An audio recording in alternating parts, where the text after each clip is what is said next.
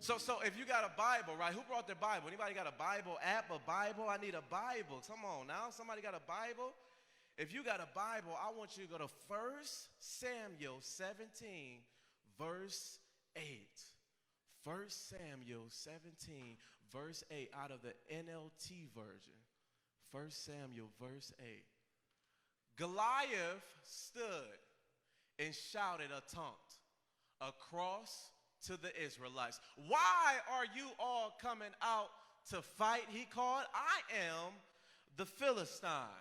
I am the Philistine champion, but you are only the servants of Saul. Choose one man to come down here and fight me. If you don't mind, look at the person next to you. Look at them real good. Even if they breath stink, just bag up a little bit, but look at them. Do your breath stink? It's all right.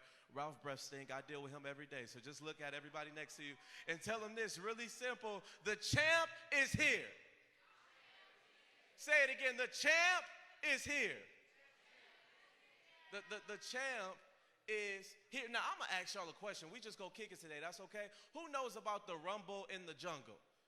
Oh, my gosh. Oh, my goodness. Who knows about the rumble in the jungle?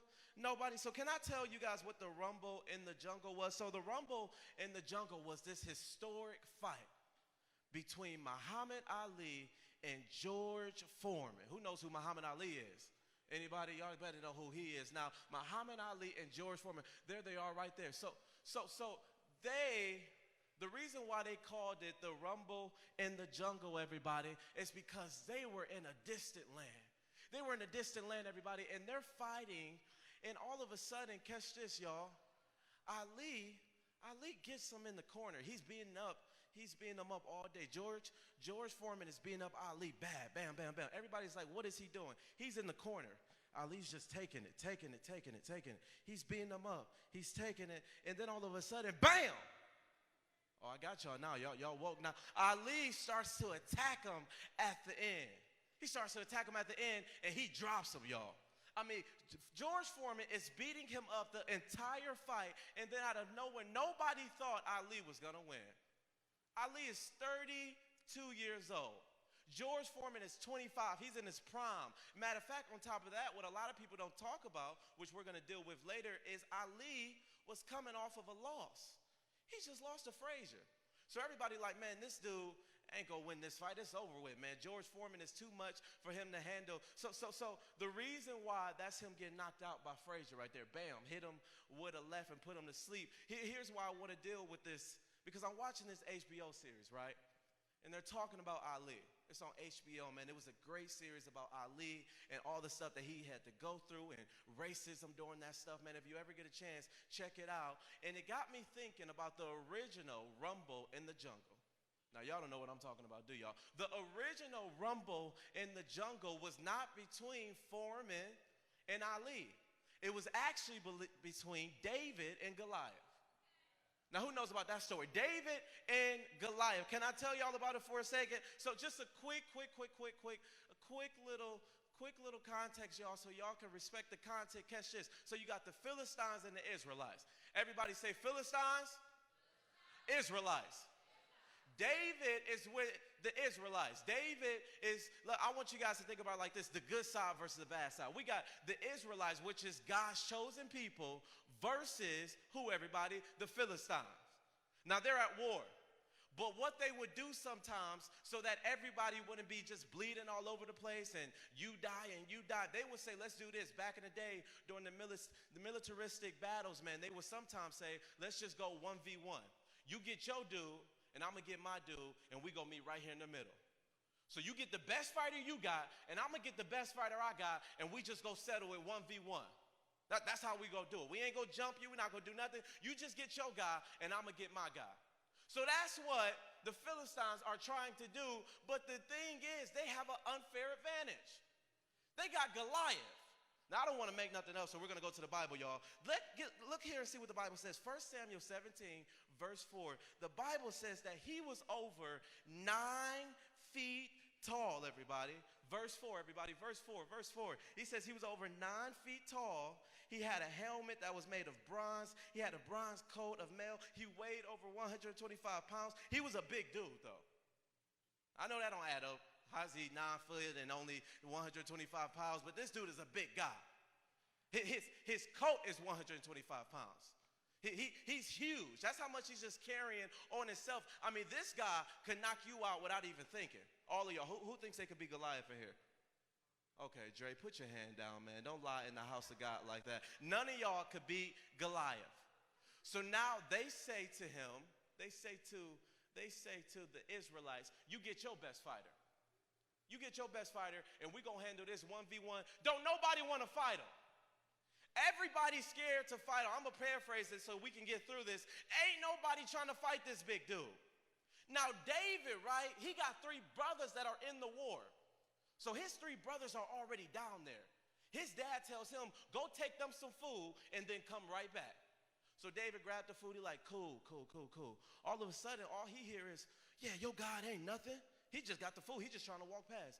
Your God ain't nothing. He a lame for real. I'll drop him. Yeah, I don't care who he is, man. So David stops and says, wait. Who is that? No. Don't tell me to calm down, bro. Who is that? Man, no, y'all scared to fight. Who is that? Now, his 3 older brothers won't even step out to fight him. So David comes and says, yo, I'm trying to fight him. No, y'all gonna let him just sit here and talk about our God like that? No, I don't roll like that. That's my dude. I know what he did for me. He not gonna talk about my God. Where he at right now? Right now, on site right now. Where he at? So he's trying to throw these hands. Y'all don't know how to throw hands. I see right there, you don't know how to, but he's trying to throw hands. He's trying to throw hands, and they're laughing at him. Man, go sit down somewhere. Now the same brothers, catch this, that won't fight Goliath is now telling him to sit down. The same people that won't go out there and fight are getting mad because he's ready to fight. Don't you hate when people hate on you because you want more in life? Don't you hate when people hate on you because you're trying to conquer the things that are holding your people back, that you're trying to get somewhere in life? They hating on him because all he want to do is fight. Like, I'm ready to fight, man. I ain't scared. Let's do this thing. And even if you come out of the same womb, does not always mean you got the same mindset. Some of y'all just got to face it. Even though your brothers and sisters are cool people, you just a little bit different. There's something special in your life. You were born just a little bit different. You got something that's on you that the sooner you embrace it, the sooner you can walk into everything God has for you. Yeah, even though we may come out of the same womb, don't mean we got the same mindset. They hating on him, and all he want to do is fight. So eventually, everybody, he gets his chance to talk to the king. They're like, okay, you want to fight? Go talk to the king. He goes to talk to Saul, and this is what Saul says, y'all. Catch this. Verse 33, he says, don't be ridiculous. Man, you too little, bro. There's no way you can fight this Philistine and possibly win. He's been fighting since you were, since you were a little baby. He's been fighting since he was a youth. This is what he do. How are you going to fight him? Can you do me a favor? Look at the person next to you and say, doubt me if you want to. Doubt me if you want to, but it's something in me. They're doubting David. And David says, yo, all I need a chance is to fight this dude. Because the first thing I see, right, is the making of a champion. Let me touch that for a second. Saul says to him, you can't fight him. Guess what David says back to him?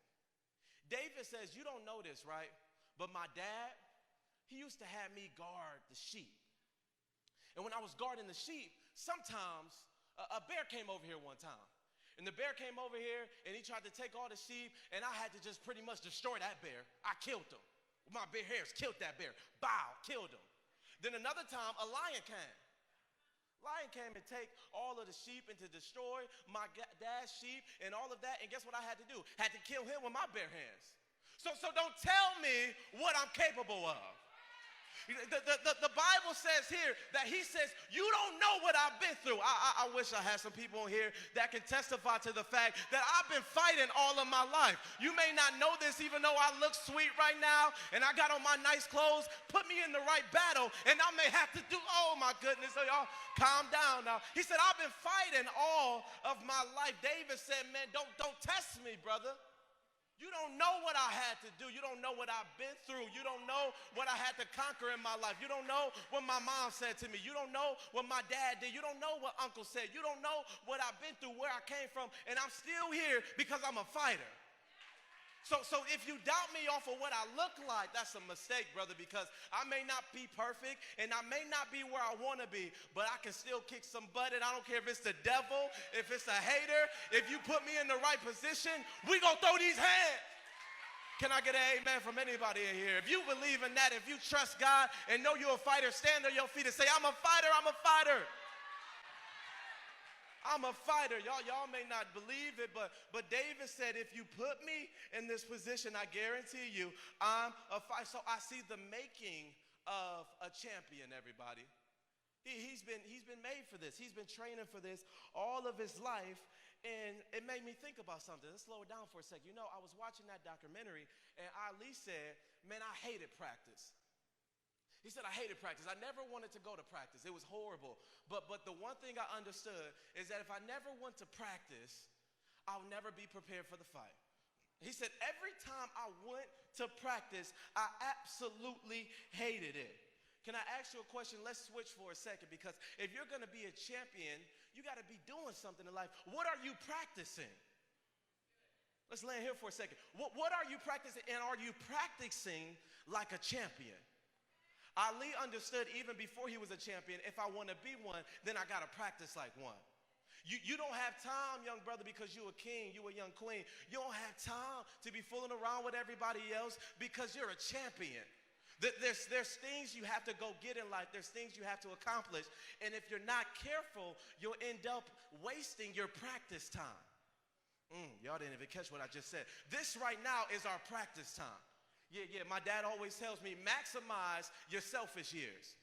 Right now, we all get to be a little bit selfish. Hopefully, none of us in here, maybe a few does. Hopefully, most of you guys don't have children. You don't have children. Some of you guys, you're so young, I'm looking at you. You don't even have a job right now.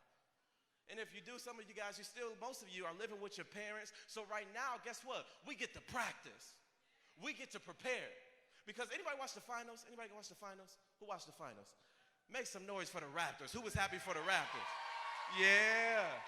Oh, Canada. I love it because after the game, right, they asked my man Fred Van Vliet.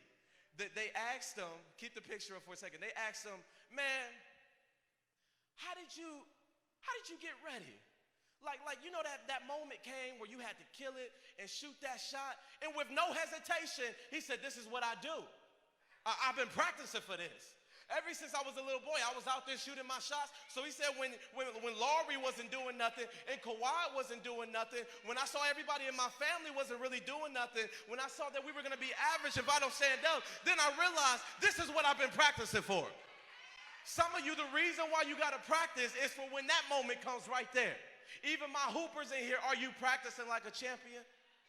Even my football players, my wannabe lawyers, my doctors, my future, whatever, are you practicing like a champion because your moment is coming? They don't win the ship without this brother right here.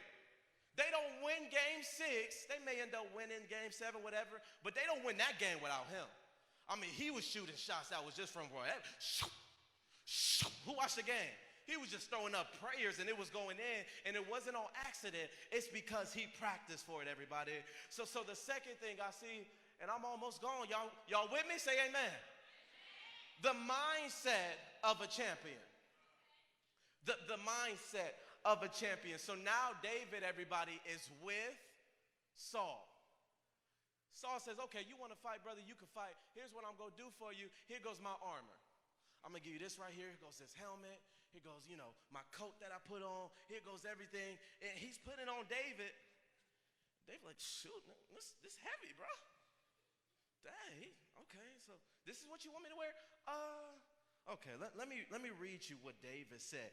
David said in verse 39, I can't go in this. I can't go in these. He protested to Saul, I am not used to them. So David took them off again. He picked up 5 smooth stones. from a stream and put them into his shepherd's bag. Then, armed only with his shepherd's staff and sling, he started across the valley to fight the Philistines. Everybody catch this.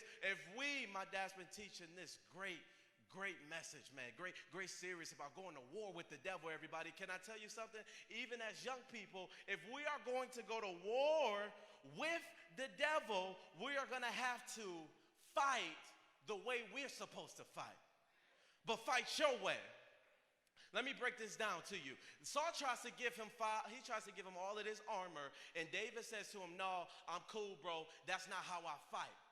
I don't need that. So he picks up 5 stones. He really only needed 1. Some theologians believe that he had the other 4 just in case Goliath's brothers came, because he had 4 brothers.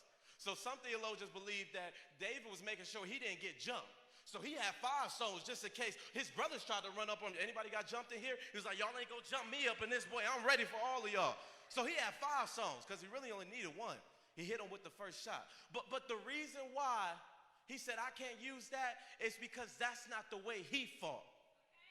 And I know what it is, and I apologize for people that may have did this to you. A lot of you've been turned off by Christianity because people have been trying to get you to fight the way they fight. So even as young people, you've been seeing maybe, and she don't mean no harm, but grandma telling you this and different people telling you this about religion, and you've been turned off like, that sounds a little boring. But the problem is you don't understand there's no guideline except the Bible on how we can fight this war. So if you want to fight it with swag, if you want to fight this thing and say, I'm going to be the coolest dude to ever rep Jesus, you can do that because it's your battle. Everybody got to be ready to fight their battle the way they do it. So he says, I'm not going to war like that. I'm going to take my own stuff and beat this devil, because what you got to understand, did I say devil or did I say Goliath? Because do you know that we're at war too? That we're going to battle too? Do y'all know that? That you're at battle right now. Every day you wake up, you're at battle. You're at war. Somebody's trying to kill you. Goliath is trying to take your head off. You know who your Goliath is? That nefarious devil. The enemy, and he wants to kill everybody in this room. And if you're not ready for war, he gonna end up sneaking you. You ever got snuck? You ever got somebody that hit you with the left, you wasn't ready? That's what he gonna do to you, because you're not prepared to go to war. If we are gonna win this fight against the devil, we gotta fight a little bit different. Because here's the thing, have you ever played football? Anybody play football in here? Anybody play football? Anybody fight? You got any fighters, professional, real fighters? Or anybody got in the fight? So I was playing football one day, right? And I'm almost done. It's 5:53. We about to get up out of here. I'm playing football one day, everybody. And I'm running the football. I was a running back. So they hand me the ball. I was cold, too. Y'all should see me in my prom. And I was getting it, which is 9th grade. So I was getting it, right? I'm cutting. Come here. So I'm cutting on everybody. I wasn't no joke. So I'm going to the touchdown, right? I feel like I'm there. Bam! Tommy, you ever got snuck like that, man? They call that a blindside hit. So I got hit from my blind side. Yo, I'm thinking I'm about to be in the touchdown. It's over. It's OV. We got it, y'all. We won. Bam! Fumbled and everything. Can I tell you, a lot of times as young people, that's what the devil is doing to you. And what I mean by that is this. A lot of times you doing what you're supposed to do. You trying to live right. You're trying to do this thing. But because you're not girded up in the word, right? Because you're not praying the way you're supposed to be, even though your heart is pure, you try to make a cut to success. You say, okay, I'm going to go a little bit further now. I'm about to go to school. And all of a sudden, bam! Oh, shoot. Wait, she wasn't supposed to die. Wait, that wasn't supposed to happen in my life. Wait, how did that just get taken away from me? And the reason why then you end up fumbling everything that was in your hand and you end up letting go of your dreams is because you're not prepared for the punch. You got to be prepared for the punches. Because the devil gonna throw him. Oh, yeah. He wants to end your life. He wants to kill you. And if you're not ready for these punches, I was watching my man fight, right? Joshua, Andy Ruiz versus Anthony Joshua, everybody, right? You guys saw that fight? Let me see that picture. Andy Ruiz versus Anthony Joshua, right? Look at that. Now, that's just sad. Look at that big boy. Now, keep that up, everybody. Catch this. One thing they tell you in fighting, when you fighting somebody, okay, so let's say somebody, they throwing them at you. But I heard Mike Todd say this. If you fighting with somebody and they throw that left and you see it ain't nothing you can do with it, It's coming no matter what. You about to get hit. They say the only thing you can do is lean with the punches. So I can lean with, if I see it's coming, I'm going to just lean with the punch. Oh my goodness. See what happens when I get in my word, right? What happens when the devil tries to take me out is the punches don't stop, but now I know how to lean with it. Now I know how to lean with it. It used to take me out. It used to sneak me. But now I just, okay. That hurt a little bit, but I'm good, brother. I'm back up like this. Ooh, wait a minute, but I'm more than a conqueror. I'm back just like that. Wait a minute. Oh, but greater is he. Uh-oh. Wait a minute. Though I walk through the valley of the shadow. And then you start getting so cold. What happens now is he start throwing these punches, but you've been in your word so much. No, I'm good. Excuse me. I'm good. I got a little quicker now. No, I knew you was about to come, but I already blocked that. Now y'all missing me up in this place, man. Y'all not listening to me. And the problem was my man Anthony, right? Even though he was in shape, show the picture. He was in shape. He was right. He was good. But the problem was he wasn't ready for the punch. I don't care how in shape you are. I don't care how many girls you got, bro. Believe me. I don't care what you're doing in life. If you ain't ready for those punches, the devil go get you, man. So how do we do it? We got to get in our word, young people. We got to get ready to fight. And my brother Saul was ready to fight. Why y'all standing up? Sit down or stand up. It don't matter. Catch this, everybody. So now what I see is this. So we got to slow it down for a second because I got to give you this. I see the mistake of a champion. The mistake of a champion. Y'all know that my brother David, he made a mistake though. He got a little bit too comfortable one day and he saw this fine thing taking a shower. He saw this fine thing taking a shower, y'all. Now he's king. He's beat Goliath. He's on top of the palace. And one day he's supposed to be at war. He's supposed to be at war, but he stays home and now he sees this fine thing taking a shower. And he say, hey, bruh, who that be? Wait a minute. Tell her, oh, King Davy Dave want to see her. He said, hey, tell her King Davy Dave want to see her for a second. So he has his people go get her, right? And they bring her to King David, and he sleeps with her, everybody. Oh, Lord. Now, here's what I want y'all to realize. He thought he was cool. But you always know, catch this, that there's consequences to sin, right? So even though you may think my grandma says what's done in the dark will eventually come to the light, everybody. So he thought he was cool, but all of a sudden, catch this, he got the worst text in the world. I'm pregnant. This was his reaction, everybody. This was his reaction. Let me see. He started panicking. He finds out that she's pregnant.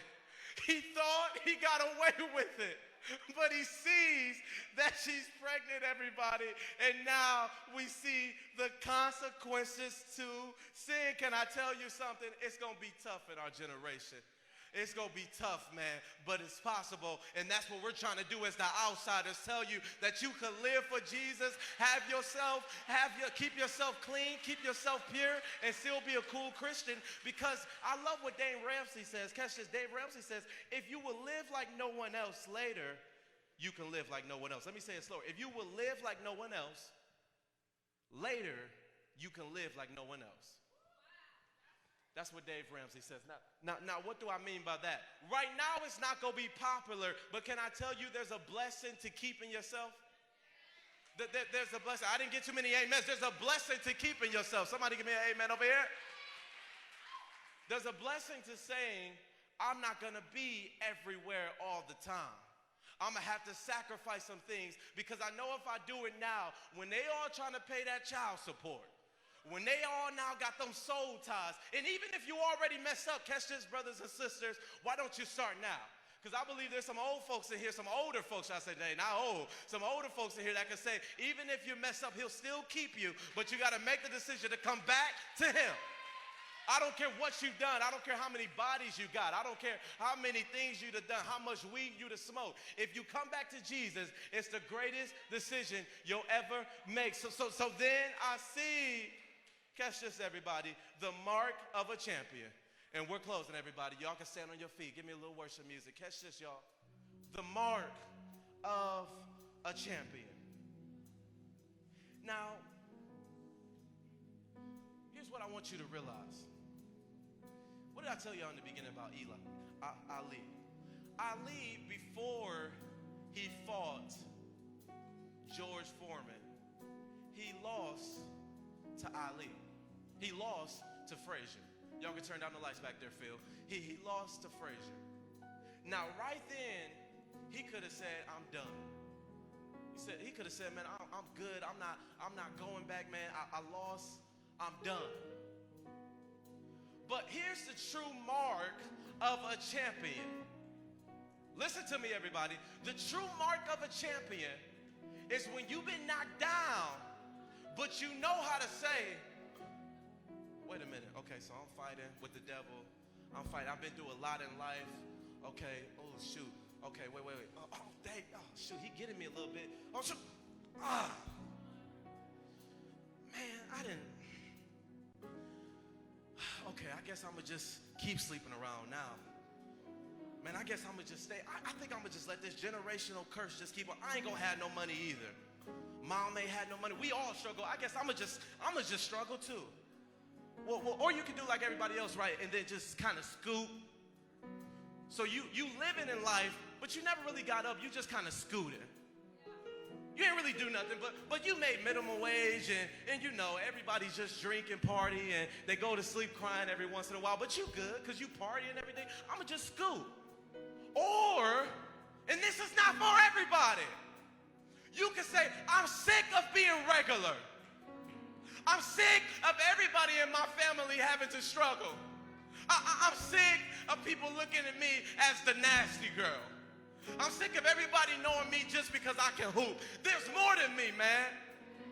Even though I can hoop, I still wake up and sometimes I just cry. Even though I know how to pull any man in here, I still don't find no worth in myself. I was molested, man. Pops ain't never speak into my life. Mom ain't never do nothing to me, so I'm going to just school. Or you can say, you know what? It's going to take me a second. I ain't going to be perfect. I'm going to struggle a little bit. But all I know is, eventually, I'm going to get up off of that ground. I'm going to be something with my life. I'm going to do something in my life. I'm not going to be average. Somebody is going to say, I changed my life around. I made something out of my life. I decided when I was 15, 17, 18 that I wasn't going to be average no more.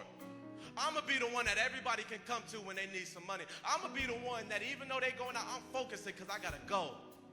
I'm trying to accomplish something. Life ain't easy. I got to get it going right now. But I'm going to have to get up off of that ground and stop being average. Here's what we're going to do. Pastors right here. Some of you out here, this is just an altar call for somebody that you've been on the ground. Hold up, not yet, Jada, not yet. You've been on the ground. And I don't know what it is. You went through some stuff maybe when you was 5, maybe you were 6, but you never really quite got up. Let's turn down the lights. This is the altar call for you to get up off of that ground right now. I want you to make the decision right now as this praise team sings. If you need to get up off of the ground, make a statement to the devil and say, I'm done. Come right here so we can pray for you. Come right here, everybody. Pray.